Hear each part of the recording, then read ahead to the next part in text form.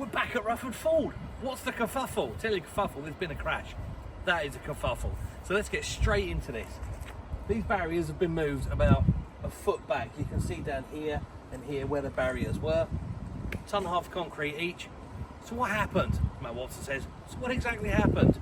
So right behind you, there's the road. Cars come down at night time. These reflective strips weren't here, and a car has sailed straight into 3 tons worth of concrete barrier. 3 tons. You can see the marks on the road there where they've come down. And if we have a look at the parks, and see the stuff still on top, it's a Citroen Vision. Let's take a look at the other side. So we're back at the other side. You might notice now, it's now got the reflective strips on this side and the other side, but let's get into the meat of this. This has also come around the same time as there was the collision here. There was then a news article released by one of the local papers. I'm not going to name anyone, but you know who you are. Journalism is supposed to be balanced.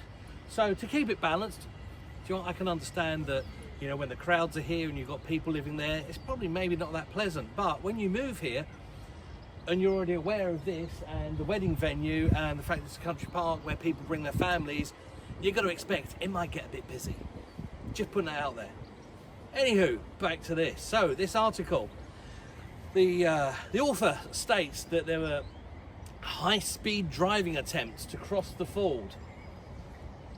Here's a strange thing. In all the time we were here, and please correct me if I'm wrong, I don't believe there were any prosecutions for speeding on this road. Notably also, they can't put speed cameras in here because it doesn't meet the Department of Transport regulations for the amount of people that have been speeding here. It's quite interesting really, isn't it? Now the same reporter also mentioned the motorcyclist being launched over his handlebars. He did that on purpose. Yes, news spoiler for you, it's already been brought up previously. The poor fella did it to himself. What now for Rufford Ford? What now indeed? There was a meeting earlier this month at the local parish council. I wonder what they've come up with. You can find out more in the article if you dig for it. But honestly, there's nothing really balanced on there. All we know is the bollards are still here. You're still paying for them. Someone else has driven into here. Hang on, that's also a good point. All the time we were filming here, the only 2 accidents that we know of. One, somebody drove into a post down there because they came round the corner from that end, saw the slipway up there and thought that was the road, corrected it at the last minute and hit a signpost. Yes, there was a couple of near misses. There's probably some near misses right outside where you live as well. So there was a couple of near misses there, and of course the motorcyclist. That was it.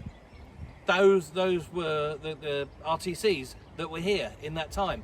Since then though, since the road has been closed, we've had a tractor that's hit the barriers, and now we've had a car hit the barriers. Well, come on now, draw a conclusion. Yeah, thanks for watching. Don't forget to like, follow, subscribe, and check out the rest of the channel. See you soon.